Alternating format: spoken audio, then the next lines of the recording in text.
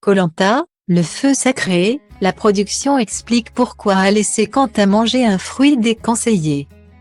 Ce mardi 28 février, dans le deuxième épisode de Koh-Lanta, le feu sacré, Quentin, l'un des candidats, a consommé un fruit déconseillé, sous les yeux des caméramans. Dans les colonnes de Pure Média, un membre de la production a expliqué pourquoi personne n'avait arrêté l'aventurier avant qu'il ne mange le fruit défendu. Ils sont 20 aventuriers à avoir tenté leur chance cette année dans Koh-Lanta.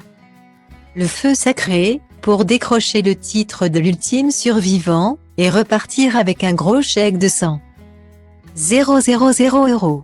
S'il faut patienter encore plusieurs semaines avant de connaître le nom du grand gagnant. Une chose est sûre, ce ne sera pas Célia ni Emma, les deux premiers éliminés de la saison. Un départ compliqué pour le doyen de l'aventure, qui s'est senti trahi par ses coéquipiers rouges. Quand tout le monde vote contre vous, c'est très dur. Ils ont tout pensé à leurs pommes. A-t-il confié à Voici FR après son élimination. Les rouges, qui multipliaient les victoires jusqu'ici, se sont finalement inclinés face aux jaunes lors de l'épreuve d'immunité, après avoir remporté le kit de pêche à l'issue du jeu de confort. Le début d'aventure fut en effet plus compliqué pour les jaunes portés par Nicolas, qui ont mis plusieurs jours avant de réussir à faire du feu, contrairement à leurs adversaires. Ce mardi 28 février, les jaunes ont retrouvé le sourire en allumant enfin leur feu. Eux qui commençaient à sérieusement souffrir de la faim et du froid. Et comme une bonne nouvelle n'arrive jamais seule, l'ancien militaire Nicolas a voulu faire plaisir à ses coéquipiers en leur trouvant des fruits de l'arbre à pain. Ravi, Quentin, le jeune charpentier, n'a pas boudé son plaisir. Il nous a vendu du rêve avec ça. J'espère que c'est bon. Problème, la trouvaille de Nicolas est en réalité un fruit du pandanus.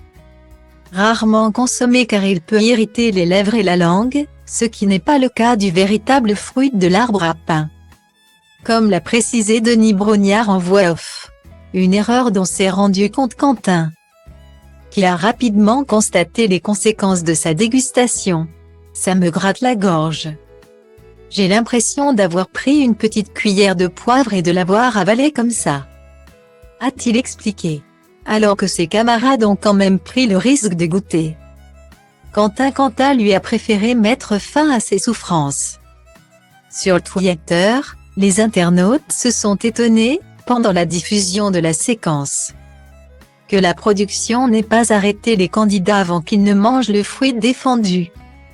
Pour Julien Magne, directeur des programmes chez Adventureline Productions, ALP, qui produit Koh-Lanta, il en va tout simplement du bon sens des aventuriers. Une fois que l'aventure commence, on fait appel au bon sens des candidats. En France, quand vous vous baladez en forêt, vous n'allez pas croquer dans un champignon au hasard. Sur Koh-Lanta, c'est pareil.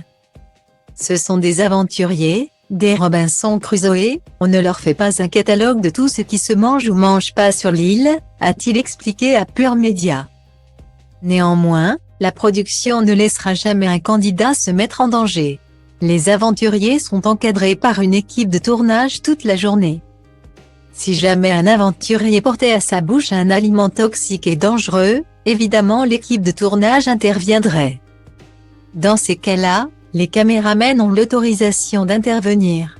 Il est impensable de laisser un aventurier mettre son intégrité en danger, a rassuré Julien Magne. Plus de peur que de mal, donc.